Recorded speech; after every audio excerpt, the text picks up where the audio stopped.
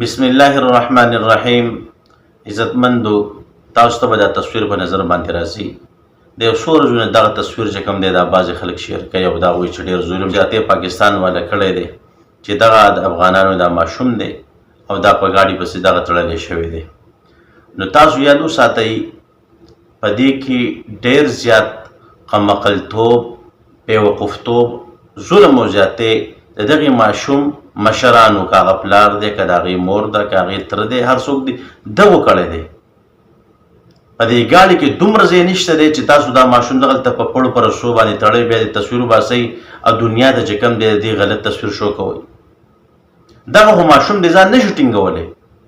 دغلته خو تاسو له پکار وه چې یو مشر سړی هم دلته کېنولی وی یا یو مشره ښځه کېنولی وی، ځان به ټینګ کړی وی. دا ماشوم خو اوس هم ولیدی شي، هغې ته خو اوس هم خطره ده.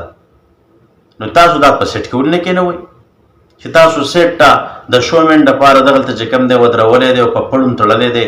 د بېوقفتیا انتهام کړله، د قمقلتوب انتهام کړله، د ظلم زیاتې انتها تاسو کړله.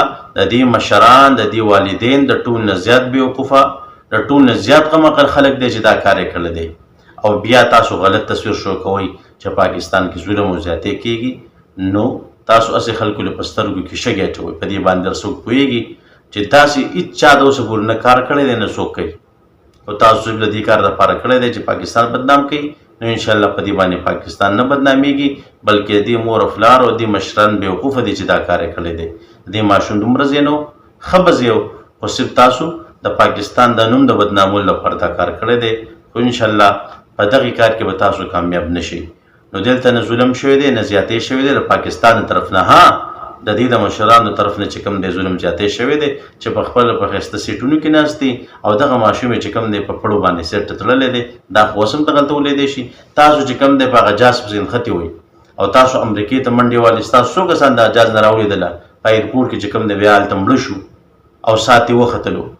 نو چې تاسو غټ غټ سړي د جاز نه راولېږئ نو دغه ماشوم به د دغې ګاډي نه راولېږي. دغه ماشوم خو په ښه بدو باندې نه پوهېږي، دغه به خامخا راولېږي. چې تاسو د جاز نه راولېږئ غټ غټ سړي نو دا خو به خامخا راولېږي. نو دا کار چې کوم چا کړی دی بلکل غلط کار یې کړی دی او دا د دې مشرانو کړی، بل چا نه دی کړی. الله رب العزت دې موږ له نیک عمل توفیق راکړي او الله رب العزت موږ د خپل نافرمانۍ نه وساتي. وما علینا الا البلاغ.